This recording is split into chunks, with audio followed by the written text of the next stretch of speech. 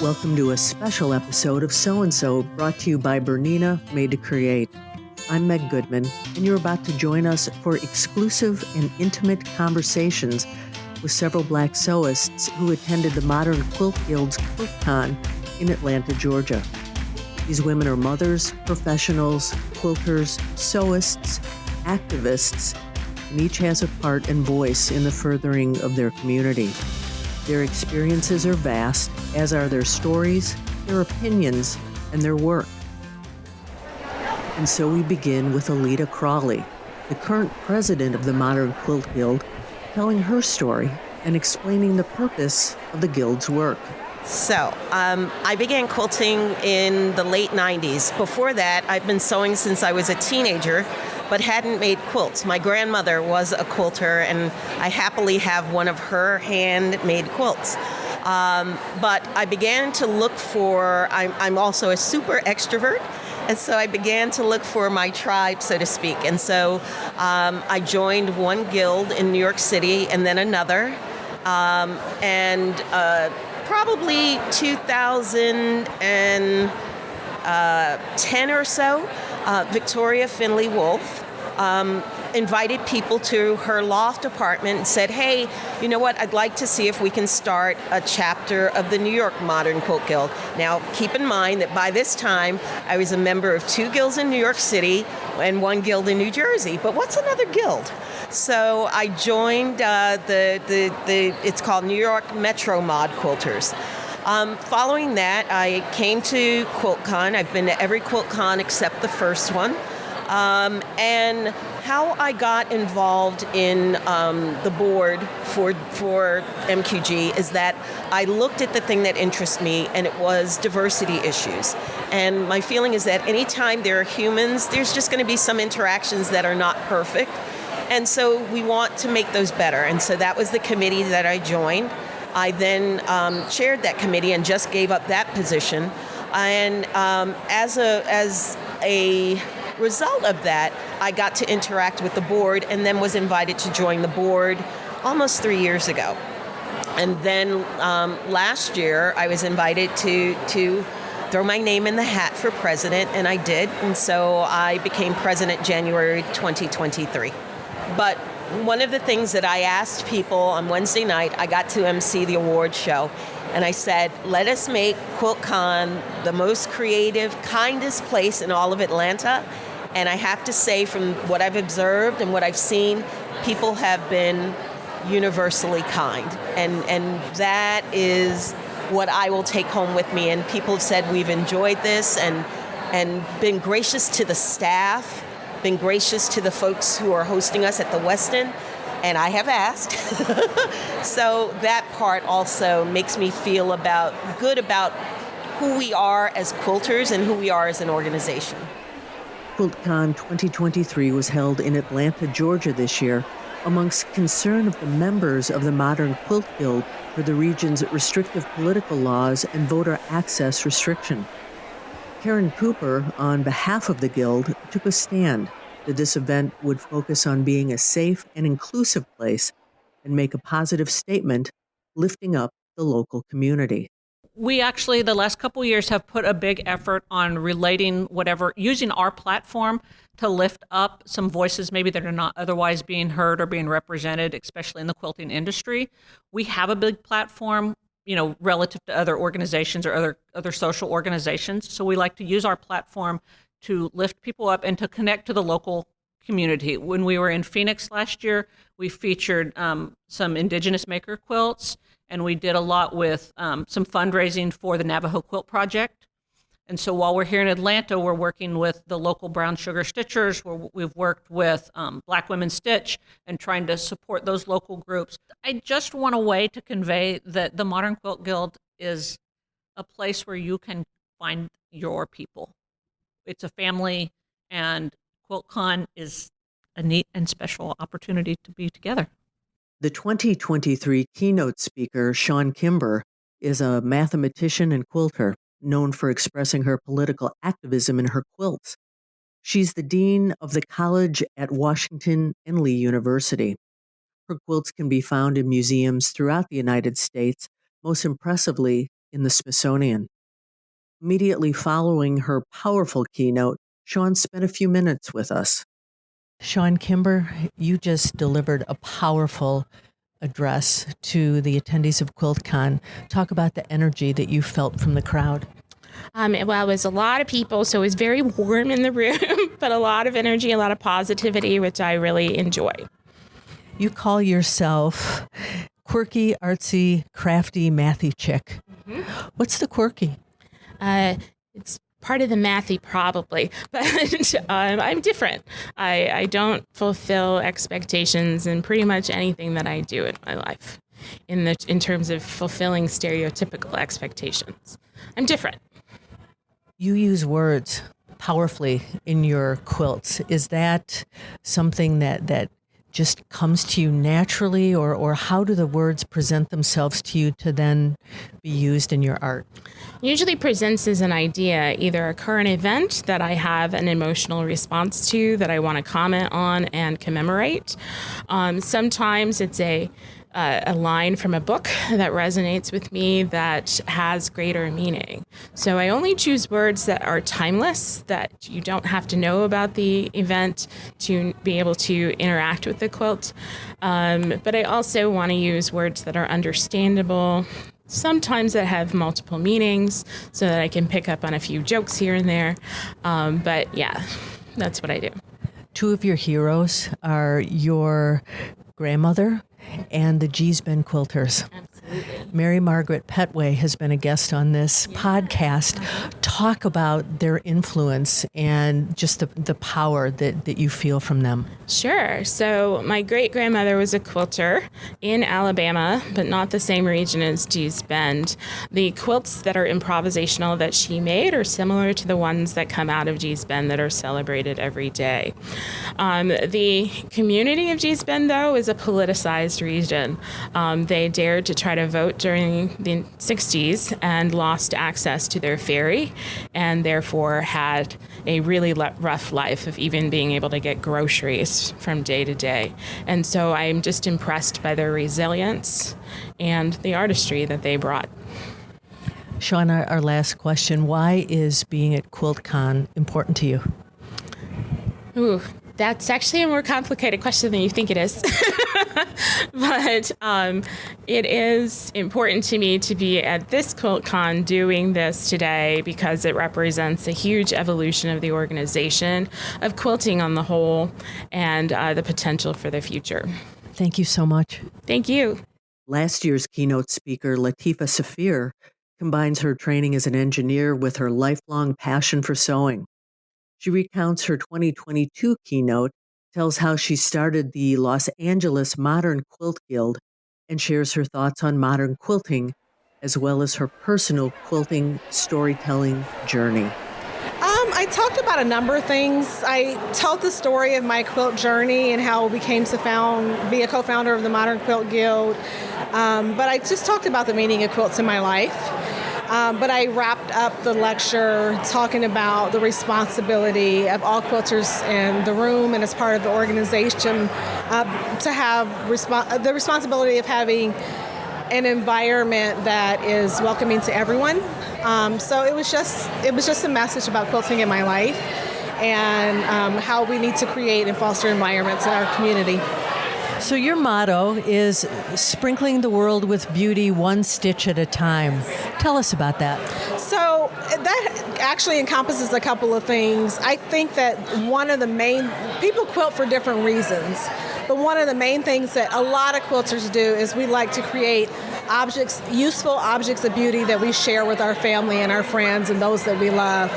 The flip side of that, the one stitch at a time, is I have another model that nothing is difficult if we take it one stitch at a time. So a lot of the techniques that I teach and the tools that I develop are to help people to conquer those techniques. But I'll take beginners who first sat in a machine because it literally is one stitch at a time. And it's kind of the way that I approach life in general.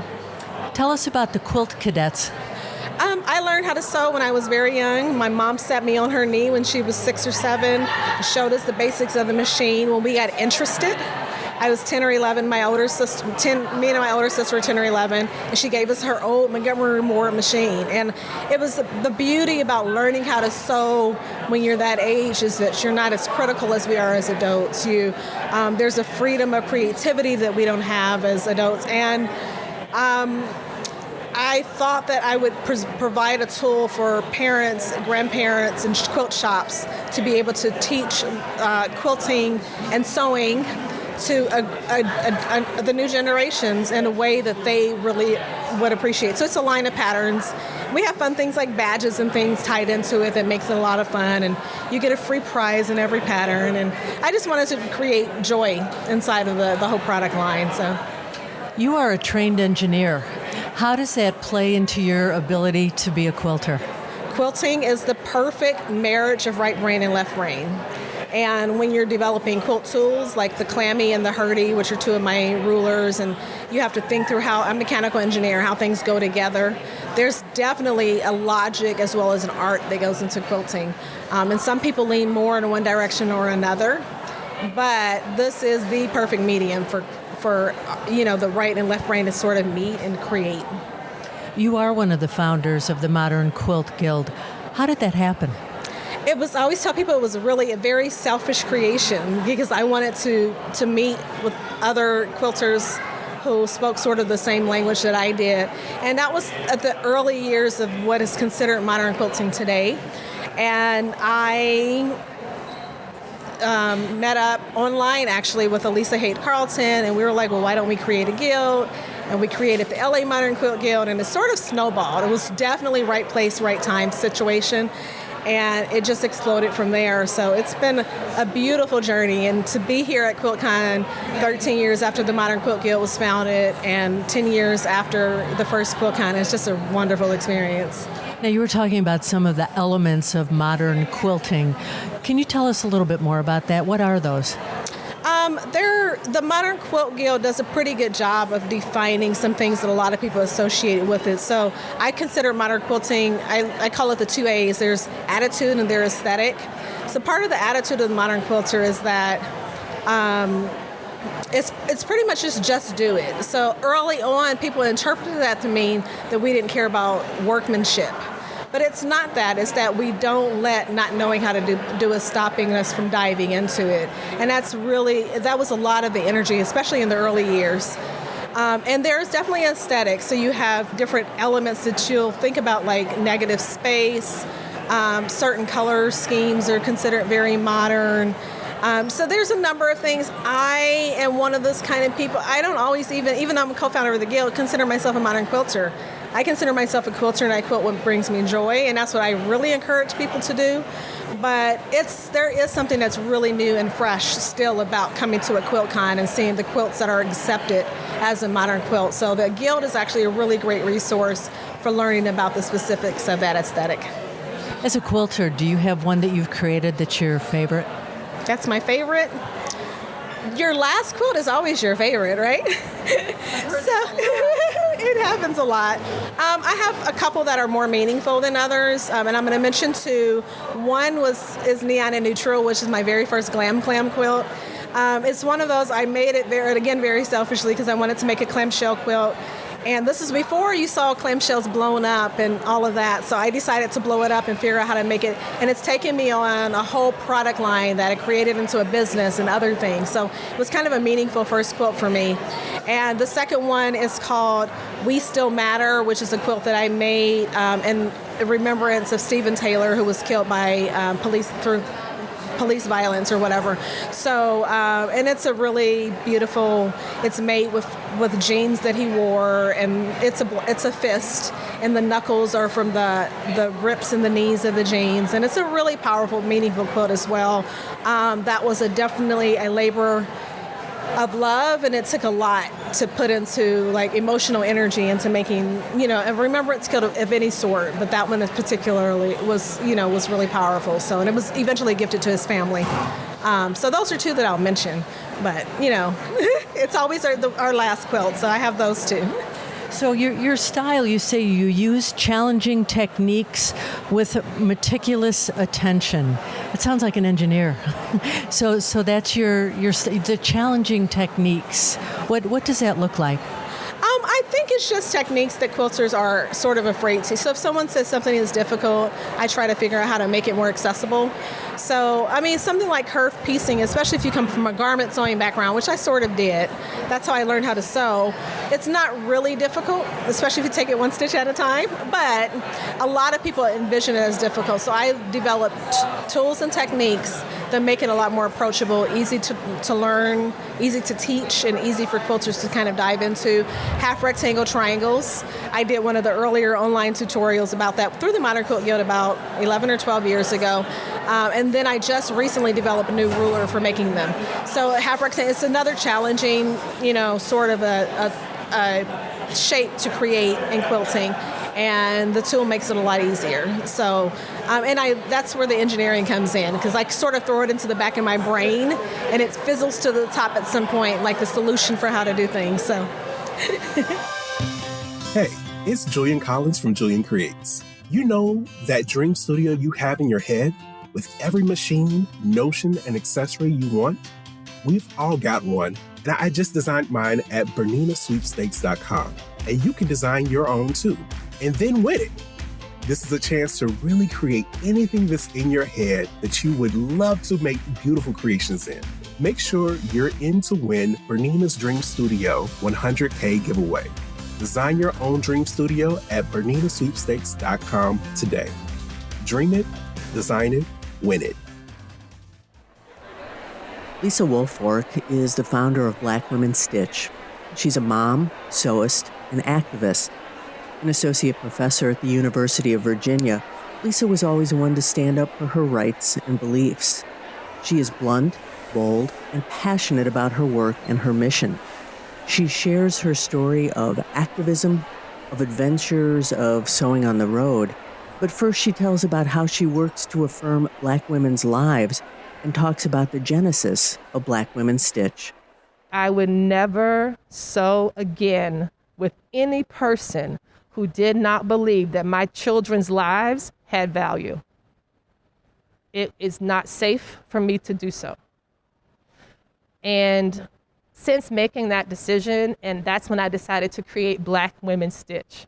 That's why I called it Black Women Stitch, the sewing group where Black lives matter. I wanted to put it right out there that this is Blackness, and it's Blackness in a particular way, that we are Black affirming, Black forward, Black liberation, social justice, equity, all of that. But it's not a diversity and inclusion project.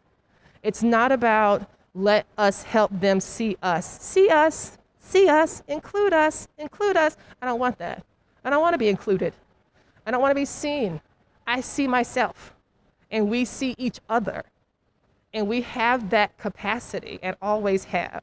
So I don't see this at all as shutting anything off or closing anything away. I see it as a form of affirming Black women's lives, Black women's textile histories and traditions, Black women's stories. And in over 160 episodes of my podcast, that is what I've been doing every single week since 2019, centering Black women, girls, and femmes in sewing. And this is our first event here at QuiltCon that's been kind of public facing. And so now we have this opportunity to find more people and to connect with more people. And folks have been connecting with us, and they're like, oh, wait, I listened to your podcast. So that's been a lot of fun. Something that's really important to you that came out of this is to create special, safe places to sew. Tell us more about how you've created these, what these look like, and what these have brought to Black makers. I cannot say exactly. I think you'd have to talk to some Black makers. I can talk about what I intend, but I can never talk about how it lands. But what I've been told is that the podcast provides this kind of space for folks to find each other, and that is exactly what I wanted to bring to QuiltCon. And that's why the So Black affinity space is very much under the radar. Like, it's not listed on maps, it's not listed on any of those things. Because it's an affinity group, we can communicate it through the affinity circle. We can find each other and tell each other, and this is, again, the first time the MQG has ever done this. It's the first time I've ever done it. I proposed it as a lounge and podcast recording area. So we will be recording episodes. So everything we're talking about, we'll be recording stuff that will be episodes, and then people get a chance to just sit and chill and chat and meet each other. You did a special project coming here sewing on the train. Tell us about that. Listen, the Amtrak is wonderful. Naomi and I took the Amtrak Crescent south, which is the 19, going from Washington, D.C. She got on in D.C., I got on in Charlottesville, Virginia, and then 12 hours later, we were here.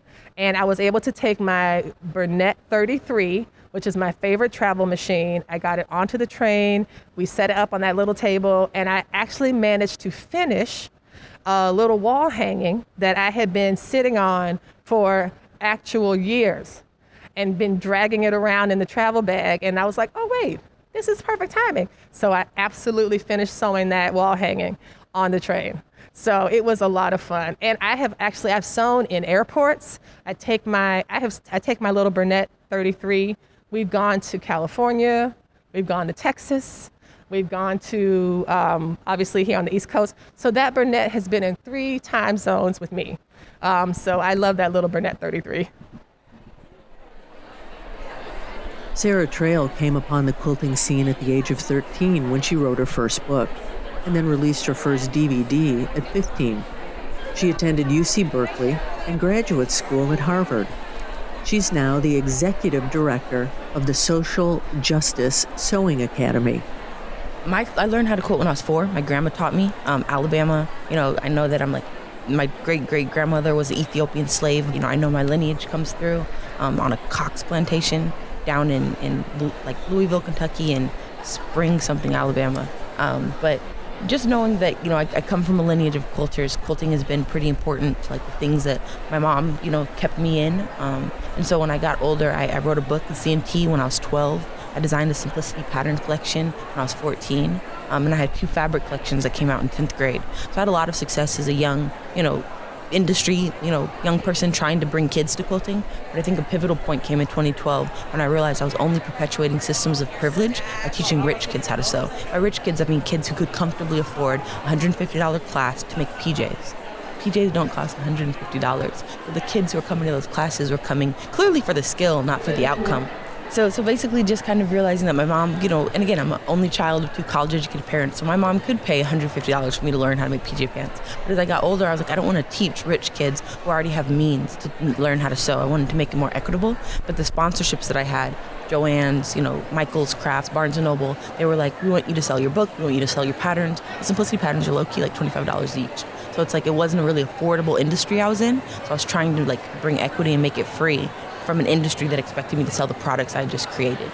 So it was kind of a rock and hard place. And so I moved into my church community, and I'm like, let's do free sewing lessons at the church. And it was always over attended. We had more kids than we had sewing machines. So it's I realized the demand was there, but the systems in place weren't really set up to support young kids who didn't have means, coming from disadvantaged communities, to be able to learn how to sew. So Trayvon Martin got murdered in 2012, and I think that was the nail on the head of the quilt community that I was with. And I think realizing that we didn't have the shared identities, and by we I mean the quilt mentors. I was in a traditional quilt class, and it's we just didn't have the same values. We don't have the same things that we care about. And I think me being a young Black teen, I was I don't need to spend my time with a group of people who really don't care about anything else that I care about. The only common thread we have is sewing, and that's just not enough. So I think I made a quilt about Trayvon Martin, and I think what really was a wake-up call is I made the quilt of Trayvon Martin. It was about this big, but it has just him in a hoodie with hoodie strings hanging, and every quilt show denied showing that quilt. Everybody denied this quilt. And I think it was just it reminded me of a quote from Arundhati Roy. There's no such thing as the voiceless, only the deliberately silenced or the preferably unheard. And I think at that moment I was feeling really deliberately silenced from an industry that had shown me so much love. So at that point I was okay, if I want to talk about things that matter to me, they're not for it. But if I make a quilt on double wedding rings and butterflies, everybody loves it. So it just kind of showed me what beliefs and what things and what I had to shed. And so for me, I kind of moved towards making more activist art quilts. Quilts with the message, quilts with the purpose, made quilts about police brutality, gentrification, quilts with lists of unarmed black boys that had been killed by police, quilts of, redlining communities, white flight, talked about, the ramifications of desegregation, the ramifications of segregation and housing zones and GI bills, and really just going into a world of bringing quilts into a space of talking about issues that are often uncomfortable or just deliberately ignored. Sarah, you're powerful, and so is your work. Thank you so much for talking to us. Thank you so much. You've heard our guests mention the Brown Sugar Stitchers. Peggy Martin, their current president, talked with us about her own personal sewing journey, the mission and work of the Brown Sugar Stitchers, how the group got their name, and their special relationship with the G's Ben quilters. 3 or 4 ladies plus the librarian at the Wesley Chapel Library met, decided they wanted to create some kind of crafting class or group for the community.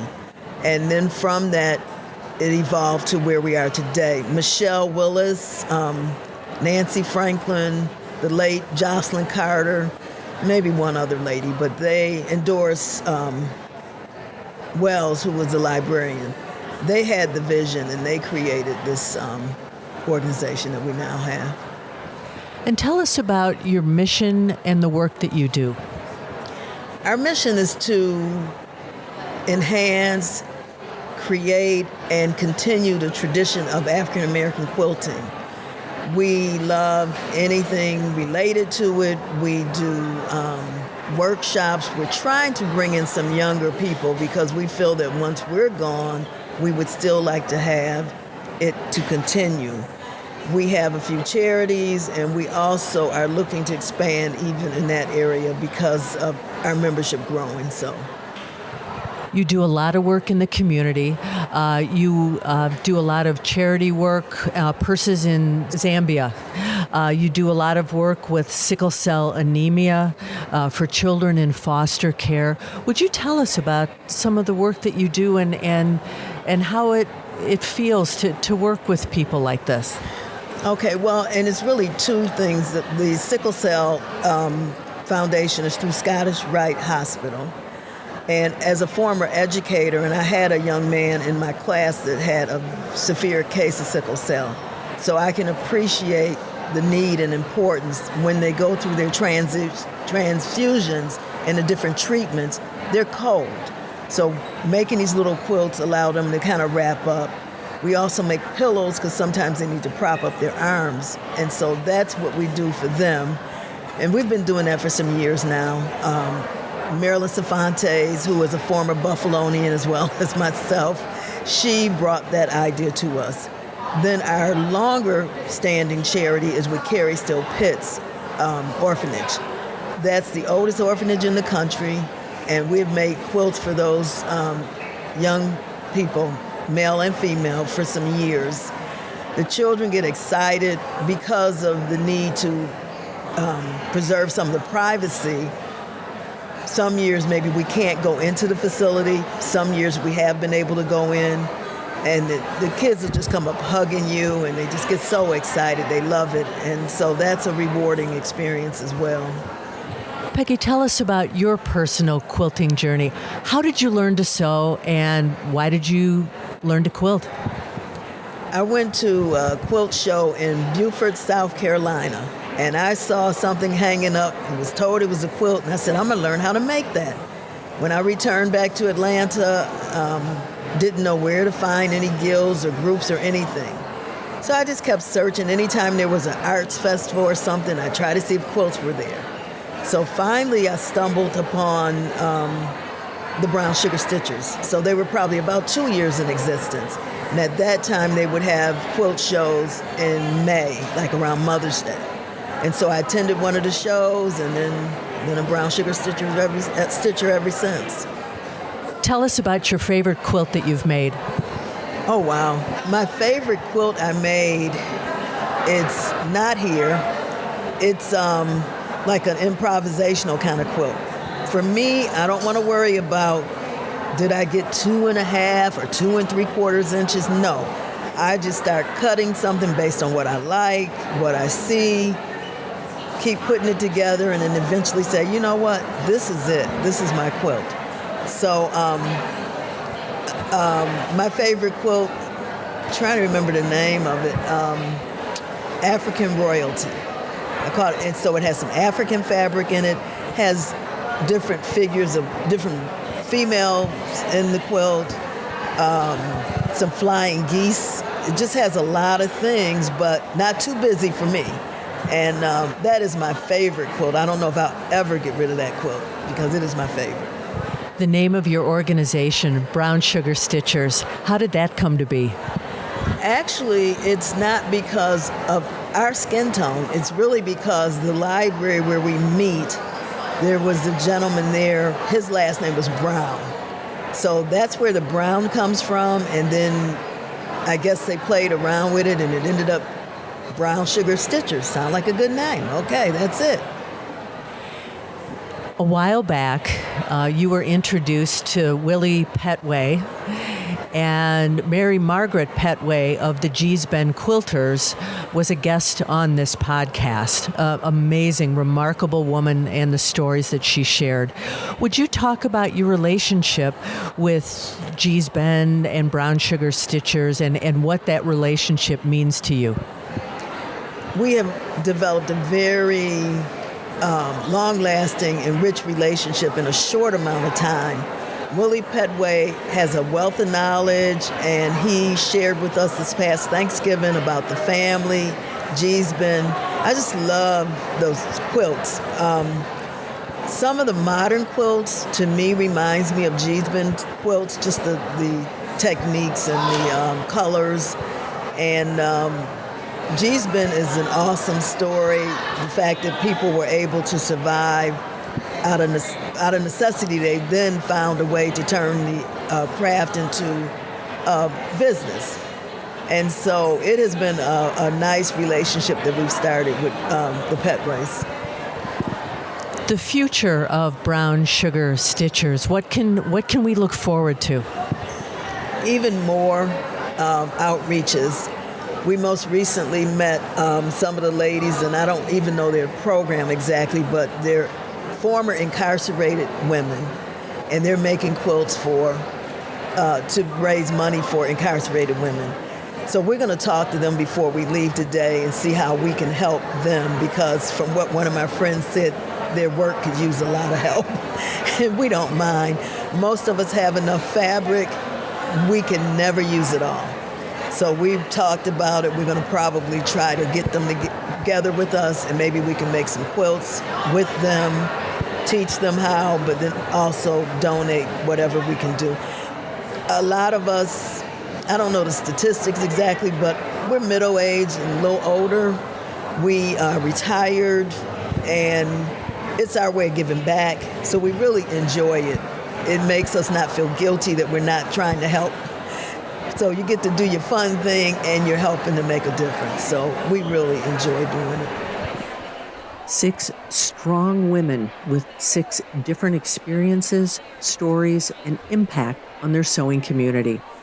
It's their passion for preserving the past, celebrating the present, and fighting for a better tomorrow that make them formidable as individuals and invincible together. Our thanks to all who gave us their time and shared their stories to make this episode possible. Our So and So website has contact information for today's guests. If you know someone you think has an outstanding story, a story that should be shared on this podcast, please drop me a note to meg@soandsopodcast.com or just complete the form on our website. Be sure to subscribe to, rate, and review this podcast on your favorite platform. And visit our website, soandsopodcast.com, for more information about today's and all of our guests. That's SEWANDSO podcast.com. And finally, I want to thank Bernina for making this program possible. I'm Meg Goodman, and I look forward to you joining us next time on So and So.